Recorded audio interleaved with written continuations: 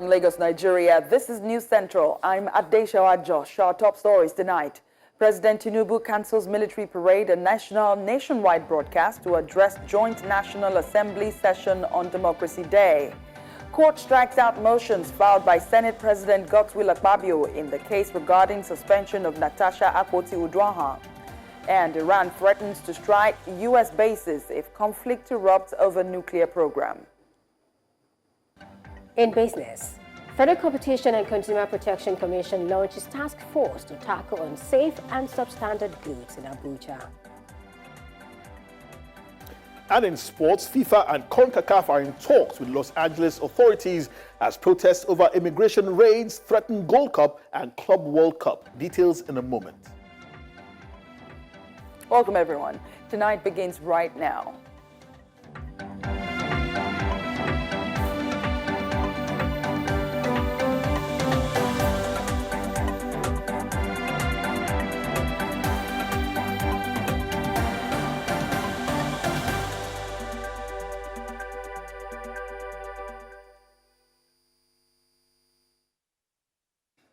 We begin tonight with some last-minute changes and plans for the presidential national broadcast, initially scheduled for 7 a.m. on Thursday, June the 12th, in commemoration of Democracy Day.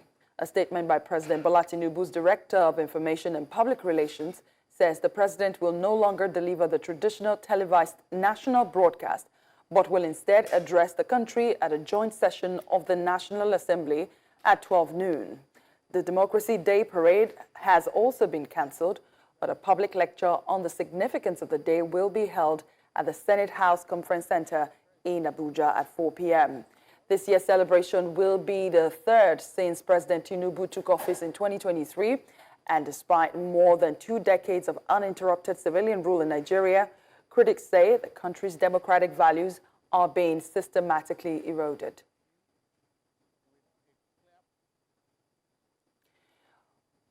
The Court of Appeal in Abuja has dismissed 2 interlocutory motions filed by Senate President Godswill Akpabio in the ongoing case regarding the 6-month suspension of Senator Natasha Akpoti-Uduaghan. Akpabio was seeking leave to appeal the Federal High Court's decision on grounds of mixed law and fact, as well as stay of proceedings in the original suit filed by Senator Akpoti-Uduaghan, pending the hearing and determination of his appeal. The court's decision, delivered unanimously by a 3-member panel led by Justice Hamman Barka, follows the withdrawal of the motion by Akpabio's legal team. The Court of Appeal also asked Senator Akpabio to pay a 100,000 naira fine. The respondents in the appeal include Senator Akpoti-Uduaghan, the National Assembly Clerk, the Senate, and Senator Neda Imasuen, Chair of the Senate Committee on Ethics, Privileges, and Public Petitions.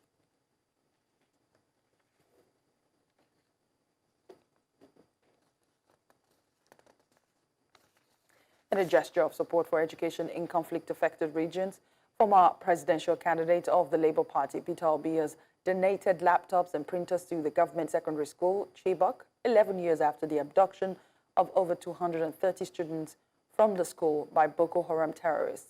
The donation follows a request by members of the Chibok community seeking the support of the LP presidential candidate. News Central correspondent Sumaya Abubakar reports. Government secondary school Chibok, once thrust into international headlines after the 2014 abduction of schoolgirls, is now taking small steps forward. Responding to a request from the community, the Labour Party presidential candidate in the last general elections, Peter Obi, has donated 10 laptops and 3 printers to help improve digital learning in the school. Chibok is a missionary base. We've received education so early, and a lot of our people love education, and we still have them. Even with the abduction that happened, that school is currently full with thousands of students still pursuing. As low as the standard of education is, they are still eager to be educated.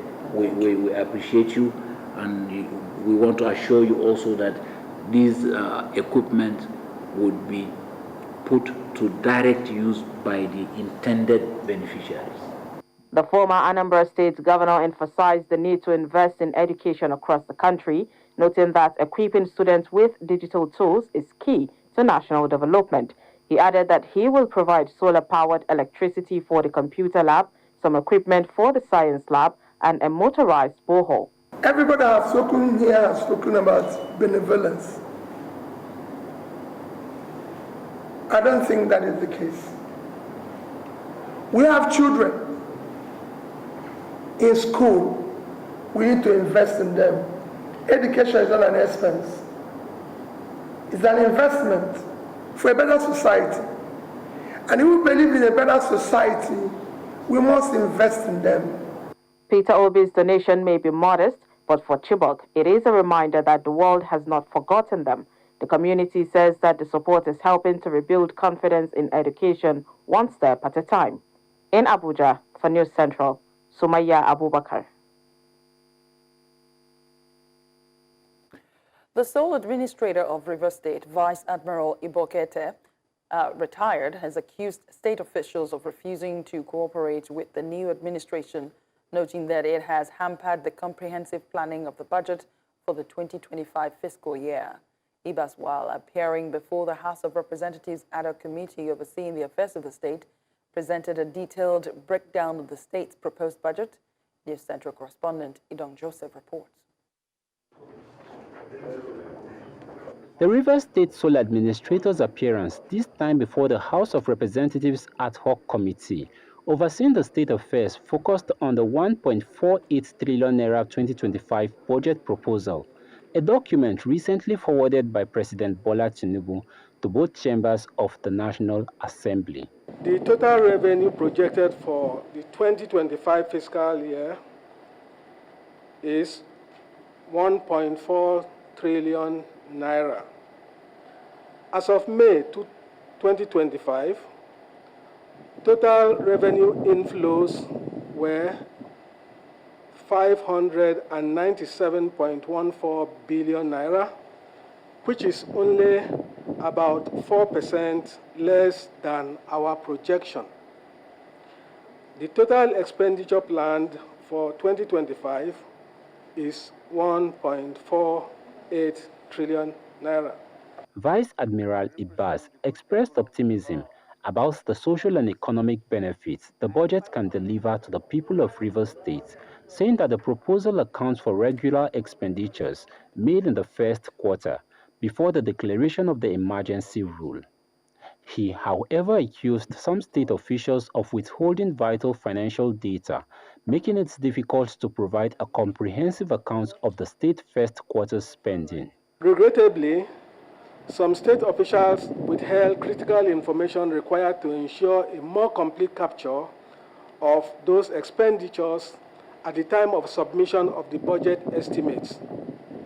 According to him, the budget allocates 324.5 billion naira for infrastructure and transportation projects, 166 billion naira for the health sector, 75.6 billion naira for education, and about 117 billion naira for pensions, gratuity, and employee benefits.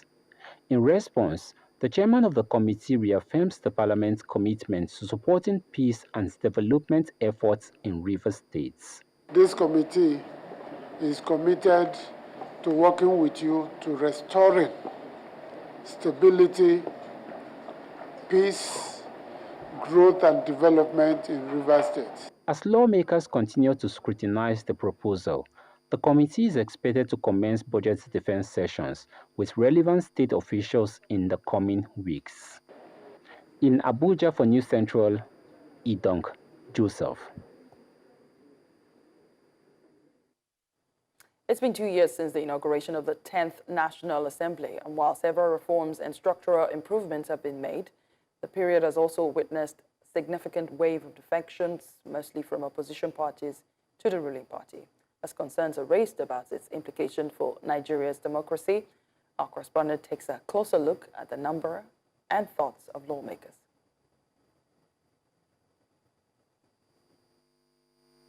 Since its inauguration on the 13th of June 2023, the 10th National Assembly has witnessed significant changes, including the relocation of plenary sessions from a temporary site to its newly renovated main chambers, the passage of critical legislations, and defections of several lawmakers to other parties. This wave of defections, which hit opposition parties within the first 2 years of the assembly, saw opposition parties in the Senate lose 9 seats and about 32 in the House of Representatives. The opposition parties in Nigeria's parliament initially held a majority in the House of Representatives with 182 members to the ruling party's 178 and 50 in the Senate to the APC's 59. However, within 24 months, following a wave of defections, the number have changed drastically, prompting criticism and concerns from opposition leaders about the method and implications of these defections. The PDP is a law-abiding institution organization, and so the Court of Appeal made a pronouncement on the secretaryship of the party, and the party is adhering to that Court of Appeal decision until it is otherwise ruled. The time has come for us to also look at our constitutional provision on defection, and as part of our responsibilities, cause an amendment to it. The People's Democratic Party, which has been the hardest hit, has lost 6 seats in the Senate and 18 in the House of Representatives, while the Labour Party has lost 9 seats in the House and 3 in the Senate. The New Nigeria People's Party has lost 3 in the House and 1 in the Senate, while the African Democratic Congress lost 1 in the House, and the Young Progressive Party has also lost 1 seat, each from both chambers. These changes have sparked accusations against the ruling APC, with claims of using state influence to lure opposition members. The ruling party is using all the institutions of government to coerce people, force people, to move, and yet they are saying they are not the one, doing it. It's a lie. Our elections are not credible. If people are confident, that the people's vote, will count, people will not be jumping from one party to another party.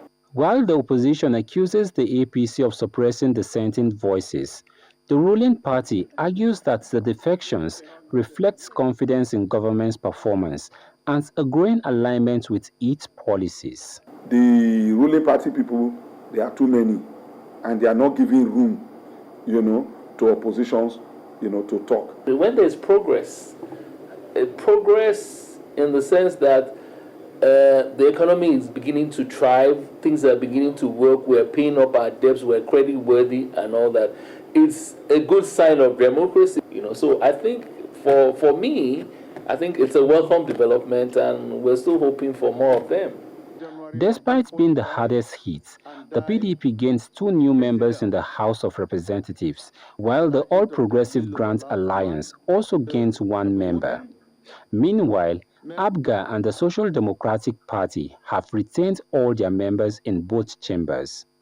And as concerns linger over what the future holds, available signs suggest that more defections to the ruling APC may be imminent.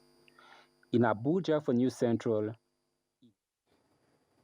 Coming up tonight, former Edo State Governor Oshu Malle in free-for-all at the Murtala Mohammed Airport. We'll tell you why after the break. Do stay with us.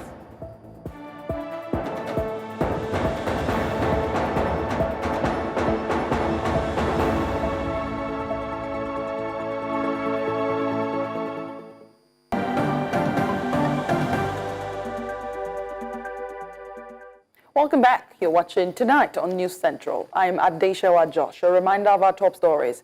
President Tinubu cancels military parade and nationwide broadcast to address joint National Assembly session on Democracy Day.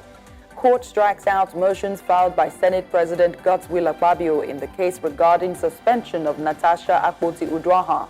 And Iran threatens to strike U.S. bases if conflict erupts over nuclear program. Former Governor of Edo State, Senator Oshu Malle, has been accused of disrupting operations at the Murtala Mohammed Airport domestic wing in Lagos after missing his Abuja-bound flight. Oshu Malle, now a senator, reportedly arrived at the airport by 6:20 a.m. for a flight that was meant to depart at 6:30 a.m. When he was told that his flight had left, he reportedly blocked the entrance, preventing other passengers from gaining access into the terminal. Now, the video footage you're looking at is of the drama that was cited by our correspondent and it showed the senator blocking the entrance, a claim he has denied. No, that's what they are saying. That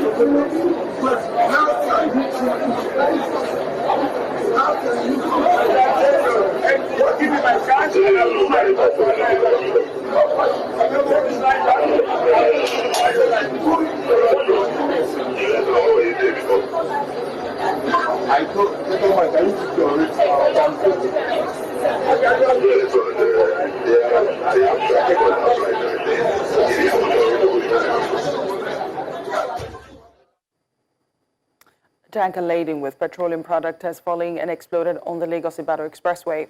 The Ogun State Sector Command of the Federal Road Safety Corps confirmed the incident on Wednesday. The FRSC says the incident occurred at the NASFAT U-turn section of the highway. The education officer of the Sector Command, Florence Okwe, says a rescue team from the FRSC and the fire service were on the ground but could not confirm any casualties. The explosion also affected some vehicles close to the falling tanker. Also confirming the incident, the Ogun State Traffic Compliance and Enforcement Agency says the explosion occurred on the lane of the expressway outbound Lagos, leading to traffic congestion. One of the world's largest skincare brand, Nivea, has launched the latest edition of their range of skincare products, the Nivea UV Face Sunscreen. The non-greasy light liquid sunscreen is said to offer the ultimate skin protection against the sun. Sewesi Anyo has more. It was a vibrant afternoon at Seoul Beach in Lagos as international skincare brand Nivea unveiled its latest sun care line.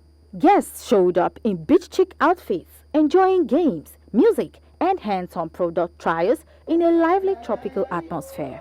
We've invested a lot in innovation into this product, making sure that it actually does what we claim that the product does.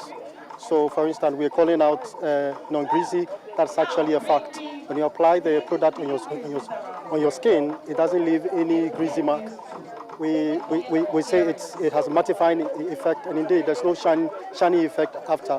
But the most important factor is that it actually protects your skin from the harmful ray of the sun. Girls and boys, it has zero greasy feel, zero white cast, so you don't have to be scrubbing your face and trying to make it all go away. It absorbs into your skin so easily. It gives you a matte feeling, so if you have oily skin, it helps to keep your skin dry or during the day, and it has SPF 50 at 11,000. Girl, don't sleep on it, oh.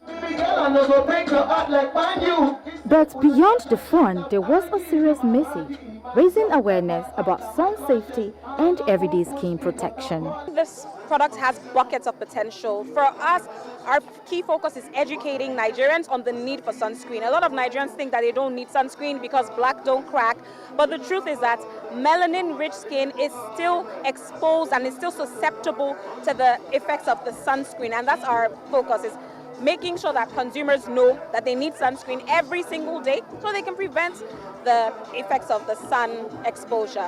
One of the most significant is the fact that it protects against the sunburn, which could happen. I'm sure you know people have sunburns at times, right? So sunscreen protects against that. Secondly, some people have darkening of their skin. Sunscreen will protect you against that because the UV rays will cause that as part of the after reactions, okay? So that is the second thing. And then the third part of it is these ultraviolet rays or infrared rays, some of the rays are responsible for causing skin cancer. So it also protects against possibility of those, at least reducing the exposure to those rays. We prevent people from having skin cancer. Neda is a household name as far as Nigeria is concerned. We know and trust the roll-ons, the sprays, the lotions. We use them every day. This is just another addition into that lineup, but targeted to solve a specific problem of sun protection. Nivea says its new formulations are tailored for hot, humid climate, light on the skin, deeply moisturizing, and designed for all skin types. Every Nigerian, especially young active Nigerians, will use this product because it's actually coming at the right time as well. This is something that we've been looking for a long time. A lot of consumers know about sunscreen, but they've used other sunscreens that didn't have a good or pleasant effect on them, leaving them with a greasy skin, white residue, but our product doesn't do that. No white residue or cast, no greasiness or sticky feel. It gives you a mattifying effect, so even if you're wearing makeup, you can still use a sunscreen. And last but not the least, the sun protection factor is 50, which is really good and robust for Nigerian skin. We want to break all of those myths that people have when it comes to sunscreen usage. And the biggest one for us black skin is, oh, we're black, we don't need sunscreen. Baby girl, no, that's a lie. You need sunscreen because you need to protect yourself against skin cancer. You also need to prevent aging. Please, I want to look like this when I'm 80. This amazing product is available online. With more Nigerians spending time outdoors, whether for work, travel, or play, experts stress that protecting the skin is no longer optional but essential. In Lagos, for News Central, Sewisi Anyo. President Bola Tinubu has commissioned Arterial Road N16 from Ring Road 1 to Arterial Road N20 at the Katampe district of Abuja. The president says the road will present tremendous benefits to residents by reducing traffic congestion and stimulate business growth within the capital. News Central correspondent Amadine Uye reports. It is the second day of the commissioning of projects to mark the second-year anniversary of the current administration. The Minister of the FCT, Nyesom Wike, informed those present that the President's renewed hope agenda has changed citizens' perspective about governance, saying that indeed their hope have been renewed. The essence of renewed hope is to make you to be happy. You have lost confidence in government. But now the President has said, no, you can't lose confidence. You can't. Government is here to make you happy. This extension was approved by the Federal Executive Council 1 month ago, but the job has been finished before the award came out.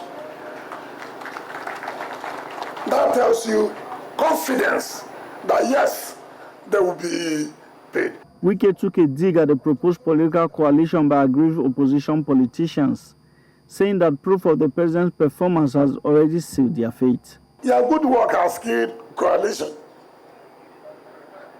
These people who say they are not happy, their DP will go up.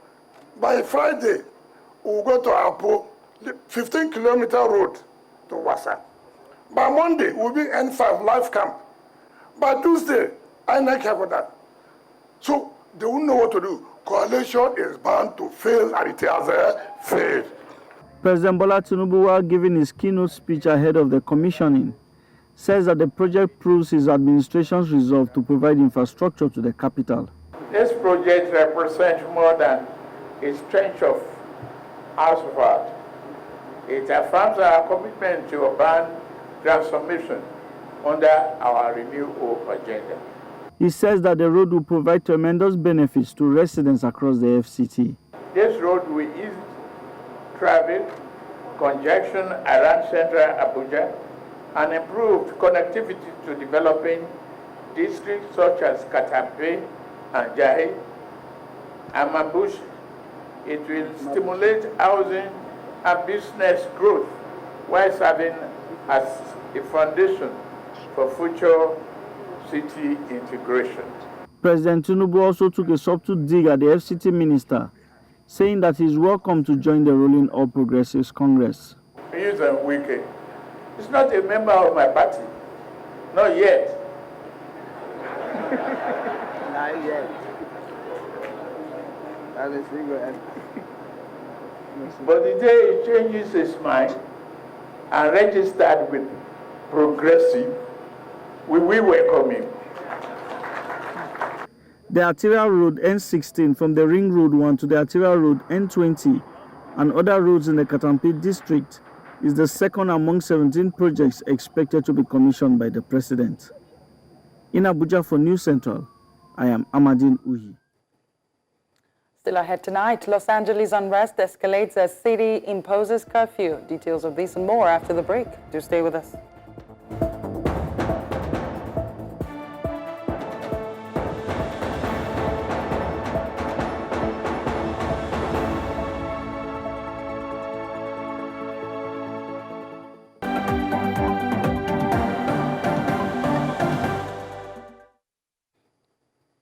Outside our shores, Iran's defense minister warns his country would target U.S. military bases in the region if conflict breaks out with the United States. This comes as President Donald Trump says he was losing confidence that a nuclear deal would be agreed. Washington and Tehran have held 5 rounds of talks since April as Trump seeks an agreement that would place constraints on Iran's uranium enrichment. He has threatened to attack Iran if no deal can be reached. The 6th round of talks is expected later this week, with Trump saying they will take place on Thursday and Tehran saying they will be held on Sunday in Oman. Los Angeles Mayor Karen Bass has issued a curfew for the city's downtown. This follows several days of intense protest against ICE raids that saw clashes between demonstrators and law enforcement, widespread vandalism, and some looting, particularly during the late night and early morning hours.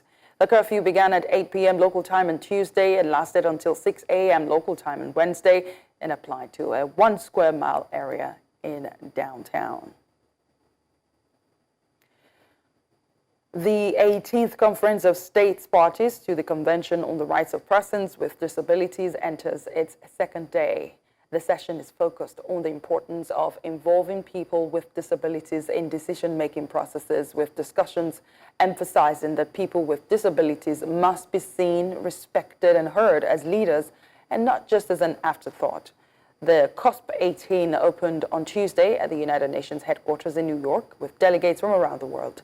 This year's theme focuses on enhancing public awareness of the rights and contributions of persons who are physically challenged in the lead-up to the Second World Summit for Social Development. We have J.K. Pele, CEO at the Albino Foundation. He's joining me from the United Nations headquarters. Thank you so much for joining us tonight. I know that you've been attending the conference. Could you briefly talk us through what has been discussed so far and if any commitment has been made to supporting people who are physically challenged?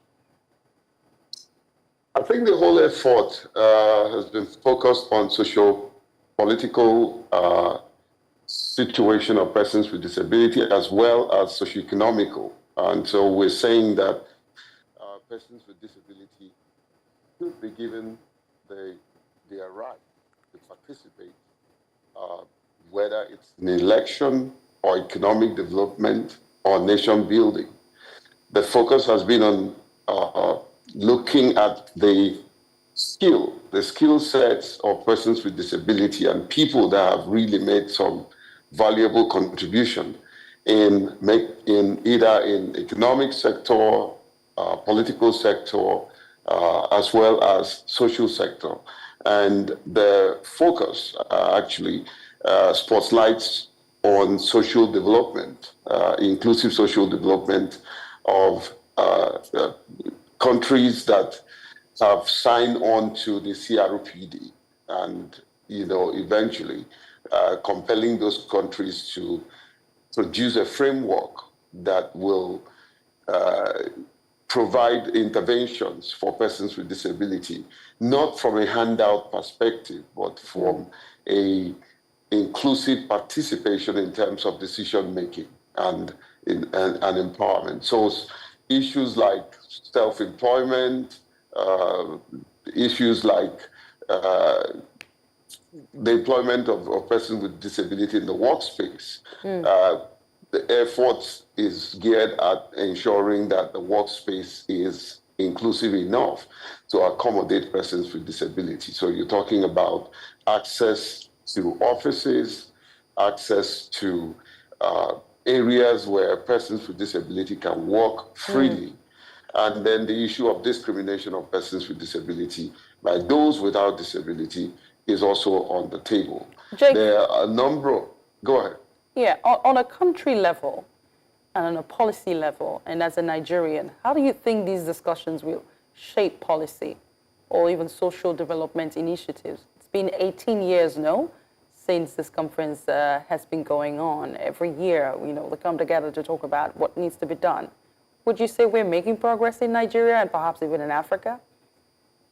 I think Nigeria plays a very a leading role in terms of inclusivity.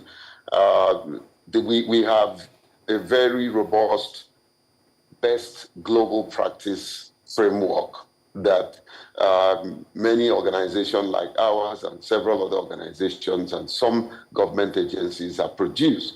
And every time we come together in a global setting, Nigeria becomes the pride of the discussion because what we have is workable and it meets best global practice. What do we have, really? Can you talk us through some of the initiatives that are supporting people with disabilities in Nigeria? Just, to educate our viewers a little bit, because most people sometimes would say it doesn't even exist. We don't care about them. Okay. First and foremost, we have the law. We have the Disability Act that empowers persons with disability and policymakers to create intervention and to also implement those interventions. So we do have the law. We have the operating mechanism. You're talking about the National Commission for Persons with Disability, which is like a government organ that is set up to drive the implementation of these laws and several policies. We have policies around election, which our organization are in the forefront. We do have individuals or what we call the OPDs, Organizations of Persons with Disability, that are also helping to hold government accountable, but also implement intervention. We have international agencies and international development partners. The EU has one of the biggest investment in disability inclusion. And so in terms of disability inclusion, Nigeria have done far better than other countries, but we still have a lot to do. Today we're talking about access to public building, and we have institutions like Nigerian Institute of Architects, making sure that they are part of either buildings that have to be retrofitted, or clearly we have or produce a ramp that is not in the building. So there is a reasonable progress. We have legislative, and there are more laws that are being made right now to accommodate inclusion in the country. I believe that the government is serious because they have provided a huge resources through the Ministry of Humanitarian and Poverty Reduction. Right. When you come out to a conference like this and you compare notes, then you go back and beat your chest to say, we've made progress. That does not mean that we still have a lot of things to do that we're not doing. Let's talk about one of that lot of things, which is education. Just walking on the streets of Lagos, when someone is disabled, they're condemned to the streets, or education is very slim. The chances of education is slim when it comes to people living with disabilities. I'm looking at a report here that says 95.5%. I cannot independently confirm whether that figure is right, because what they're basically saying is that perhaps 1 out of 10 persons living with disability in Nigeria is educated, basically. But it may not be far from the truth. Are there concerted efforts directed at educating PWDs, which is no joke, it's no small feat? Brilliant question. I'm privileged to say that I was twice. The initial policy on inclusive education I led the entire process of formulating that policy, the first one. And then the reverse one, I also played a critical role. because not only do we provide the funding for those the two policies, we also provided the framework and the technical assistance to Federal Ministry of Education. And so today we have the inclusive education policy, contrary to what people think, because people think that inclusive education policy is the policy that is made for either persons with disability or children. No, inclusive education policy is a system, an ideological system that gives access to education of all learners, and I repeat, all learners. So it's not just an education system that is designed for persons with disability, but for all learners, whether you have disability and you don't have disability. Right. But the principle, the underlying principle of inclusive education is that everybody comes into the same class and learn. I am a very strong advocate against special schools. Talk about the school of the blind, the school of the deaf. That has to stop, because what we're doing is we're segregating and alienating people from the community. And so they go to school looking, everybody is blind, everybody is deaf, and they don't know any other thing other than their community. That, to me, is a problem. Well, we're going to have to leave this conversation there for now, but we know you're still in New York going through this conference till tomorrow, so we'll keep an eye on it, and if anything significant pops up, let us know. Thank you, Jacob Pere, for joining us tonight. Thank you, thank you. You're one of my favorite newscasters. Thank so you. Keep it up. Thank you. Tonight returns with business, sports, and entertainment. Do stay with us.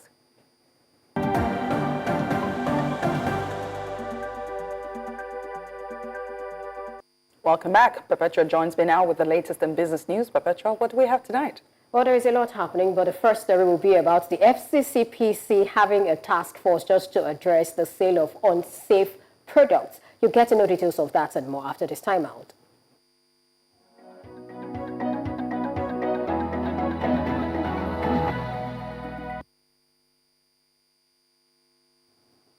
The Federal Competition and Consumer Protection Commission, FCCPC, has inaugurated a joint marketing monitoring task force to identify and sell shops or warehouses selling unsafe or substandard products in Abuja.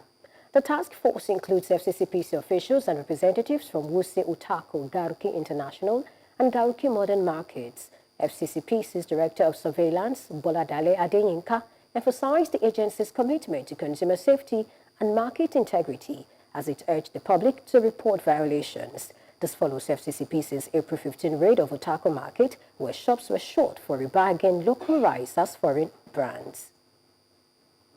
And moving on, Nigeria posted a trade surplus of 5.17 trillion naira in the first quarter of 2025, the highest in nearly 2 years, amid a drop in imports and rising non-oil exports. This is according to the National Bureau of Statistics. Total trade reached 36.02 trillion naira, with exports at 20.6 trillion naira and imports at 15.4 trillion naira. While crude oil exports dropped by 800 billion naira, non-oil exports grew to 3.17 trillion naira, making up over 15% of total exports. India led as Nigeria's top export destination, while China remained the top import partner. Raw material exports more than doubled, driven by urea and gold sales, as manufactured imports fell sharply. And finally, South Africa's Statistician General, Risenga Malukele, defended the country's unemployment methodology after Capitec Bank CEO Kerry Furry claimed that the true jobless rate was closer to 10% rather than the official 32.9%, arguing many informal workers were misclassified. Maluleke called the statement incorrect and misleading, asserting that Statistics South Africa follows International Labour Organization standards to track informal sector employment. He clarified that casual workers are accounted for if they work in unregistered businesses with fewer than 5 employees. And finally, to the stock markets now. The equities market closed on a positive note on Wednesday on the back of value-hunting sentiment in the industrial goods space. The uptick was primarily driven by Dangote Cement, MTN Nigeria, and Owando, bringing the month to date and year-to-date returns 2.6% and 11.4% respectively. Now, let's take a look at the numbers. When we take a look at the numbers, we're going to see it's up 56 basis points, and you have it at 114,659.11, and market capitalization 72.30 trillion naira. to sector performance. The performance was mostly negative as 3 out of 5 sectors under our purview recorded losses. Now, banking is down 48 basis points. Insurance is down 37 basis points. I also have consumer goods over there down 139 basis points. And we saw profit taken in the banking sector, but we also saw another one in the consumer goods sector, especially with Nestle coming down 5.69%, losing over 90 naira today in its share price. But conversely, we have the oil and gas sector up 73 basis points, and you've got Wando to thank for that. And you also have the industrial goods up 2.23%. That's a huge one for the day. And you've also got Dangote Cement to thank for that. And that's the offering on business tonight. Many thanks for watching. I am Perpetua Fasomi Peter. Tonight continues.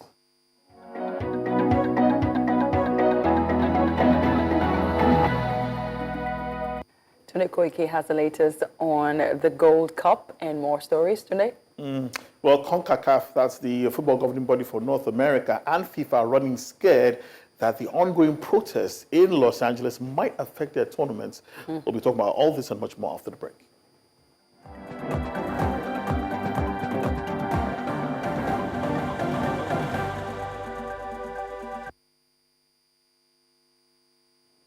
Hello and welcome to Sports. CONCACAF, the football governing body for North and Central America and the Caribbean, says it remains in close and ongoing communication with local authorities regarding the evolving situation in Los Angeles before the opening match of the 2025 Gold Cup between Mexico and Dominican Republic on Saturday at the city's SoFi Stadium.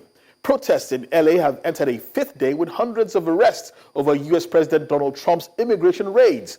On Sunday, the city is also due to host the first of 6 Club World Cup matches to be played at the Rose Bowl in Pasadena over the next fortnight, with Paris Saint-Germain facing Atletico Madrid. And the immigration raids that triggered the protests last Friday have continued, with deployed National Guard troops now protecting border control agents on the enforcement operations. An overnight curfew is in force after violence in downtown LA.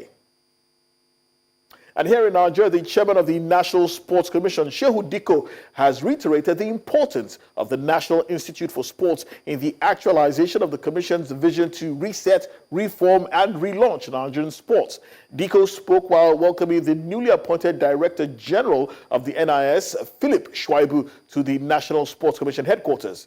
Comrade Shwaibu was at the NSC headquarters to inform the NSC chairman of his resumption, while both parties held discussions on how to deliver on President Bola Ahmed Tinubu's mandate. The NSC chairman applauded President Tinubu for the appointment of Comrade Shwaibu, and he highlighted the pivotal role of the NIS in the current sporting dispensation and declared his optimism that Malam Diko his optimism that Shwaibu will succeed in the assignment. On his part, Shwaibu pledged his commitment to the NSC chairman to actualize the presidential mandate.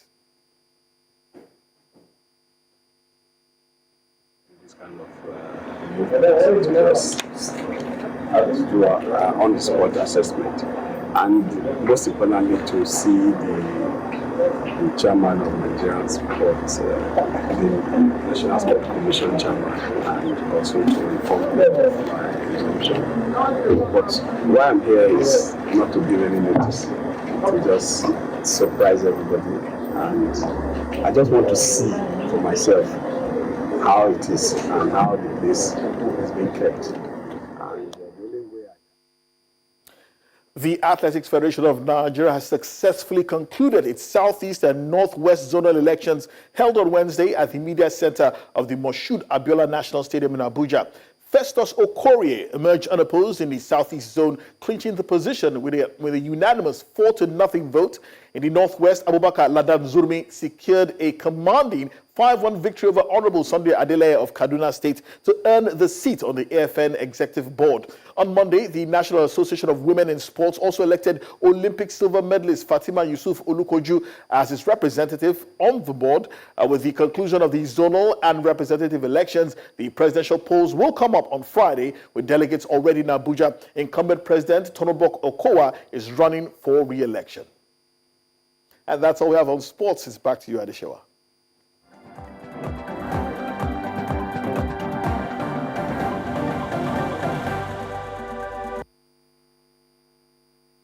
We're talking entertainment news now with Edewa. Edewa, what do we have? I hear the bench is in the news, but what for this time? Yes, the bench is in the news because he's decided to take legal action against international star Mark Anthony for sampling Oliver Twist on his album. Interesting. Yeah, I'll bring you all the details shortly. All right.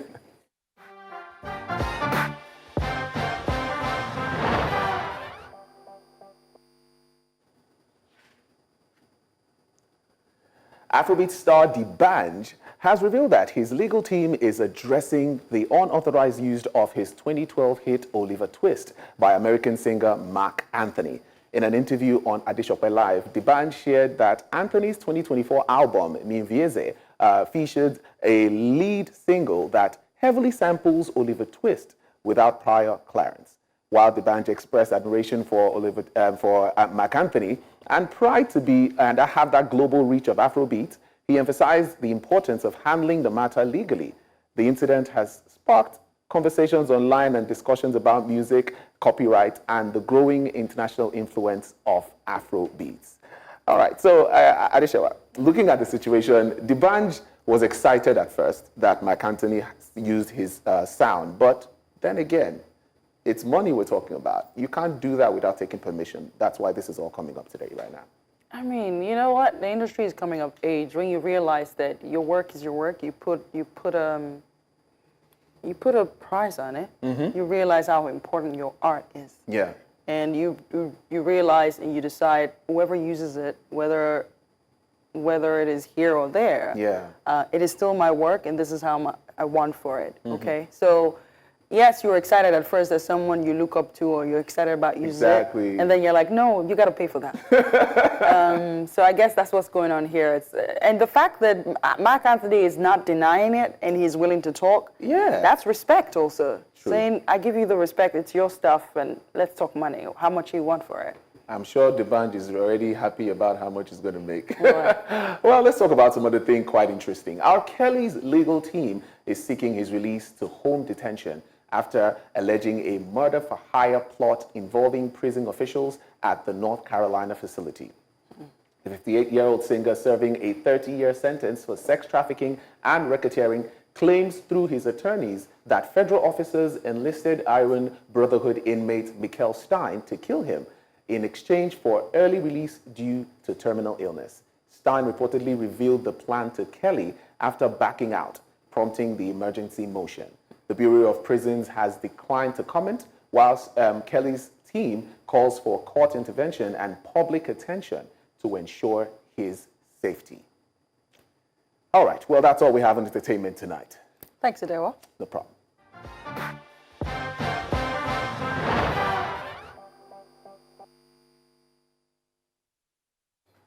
And that's the news tonight. Please send your eyewitness report to the WhatsApp number on your screen. Follow us on all social media platforms. We are at News Central TV.